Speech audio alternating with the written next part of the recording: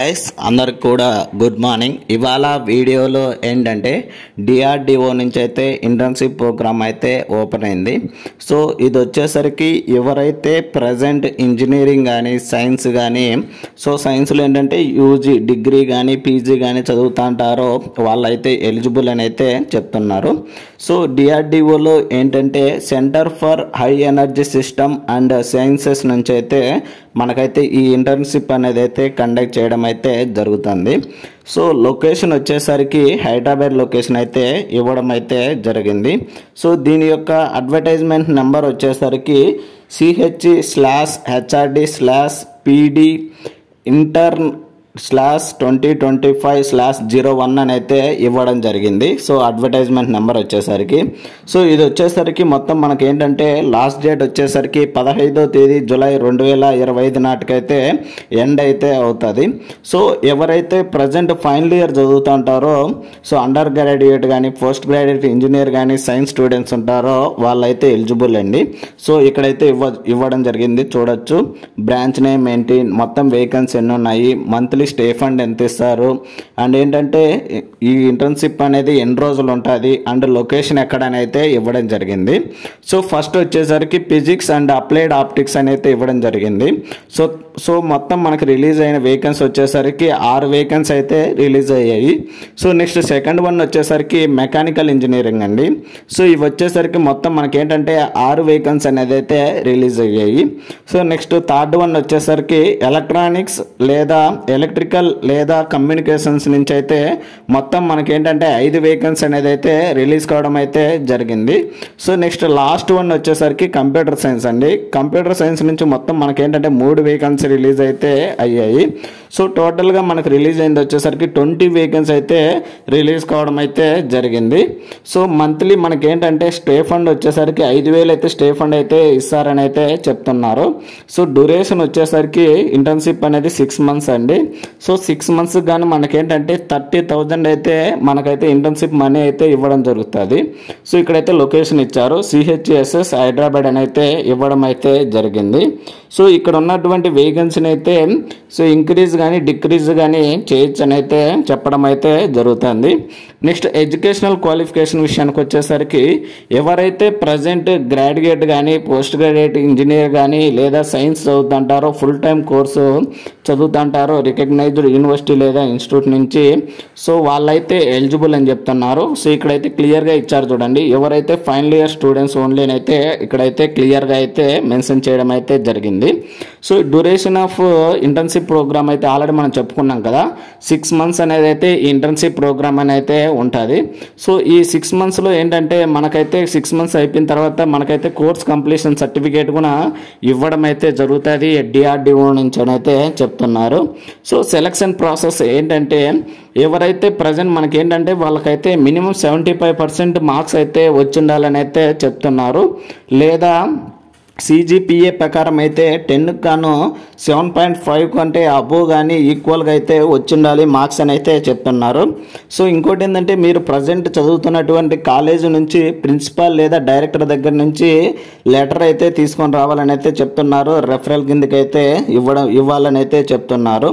And age limit విషయానికి వచ్చేసరికి 28 సంవత్సరాల కంటే తక్కువ ఏజ్లో అయితే ఉండాలని అయితే చెప్తున్నారు.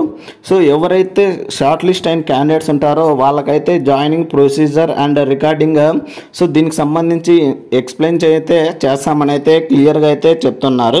అప్లికేషన్ ప్రాసెస్ అండ్ ఇన్స్ట్రక్షన్ విషయానికి వచ్చేసరికి ఏంటంటే www.drdo.gov.in/drdo/careers నుంచి అయితే మనమైతే అప్లికేషన్ ఫామ్ని డౌన్లోడ్ చేసుకుని అయితే ఈ అప్లికేషన్ ఫామ్ని మనం ఏంటంటే ఫిల్ చేసిన తర్వాత మనమైతే మెయిల్ చేయాల్సింది అయితే ఉంటుంది డాక్యుమెంట్స్ని. ఆ మెయిల్ ఐడి వచ్చేసరికి HRD.chess@gov.in అని మెయిల్ ఐడికి అయితే మనమైతే మెయిల్ చేయాలని అయితే చెప్తున్నారు. డాక్యుమెంట్స్ అన్నీ కూడా డీటెయిల్స్ అయితే అని అయితే ఇవ్వడం జరిగింది. సో నెక్స్ట్ వచ్చేసరికి స్టే ఫండ్ విషయానికి వచ్చేసరికి ఎవరైతే దీనికి వచ్చేసరికి స్టే ఫండ్ మొత్తం మనకి 30,000 వస్తుందని అయితే చెప్పుకున్నాం కదా. సో ఈ స్టే ఫండ్ అనేది 2 ఇన్స్టాల్మెంట్లు అయితే మనకైతే అమౌంట్ అయితే ఇవ్వడం జరుగుతుందని అయితే చెప్తున్నారు. సో ఫస్ట్ ఇన్స్టాల్మెంట్ అయితే మనకేంటంటే 3 మంత్స్ అయిపోయిన తర్వాత మనకేంటంటే 15,000 అయితే అమౌంట్ అయితే ఇస్తారంట. అండ్ కంప్లీషన్ ఆఫ్ అంటే 6 months అయిపోయేటప్పుడు అయితే రిమైనింగ్ 15,000 కూడా మనకైతే ఇవ్వడం అయితే జరుగుతుందని అయితే చెప్తున్నారు. సో ఒక మంత్లో మినిమం 15 days అయితే మనమైతే అటెండ్ కావాలంట సో ఈ కోర్సులోకి అని అయితే చెప్తున్నారు క్లియర్గా. సో ఒకవేళ మనం జాయిన్ అవ్వకపోతేనా మనల్ని అయితే రిజెక్ట్ చేసే ఛాన్సెస్ అయితే ఉన్నదని అయితే చెప్తున్నారు. అండ్ ఇంకా మెడికల్ కానీ ట్రాన్స్పోర్ట్ ఫెసిలిటీస్ అయితే దాన్ని బట్టి ఉంటాయని అయితే చెప్తున్నారు.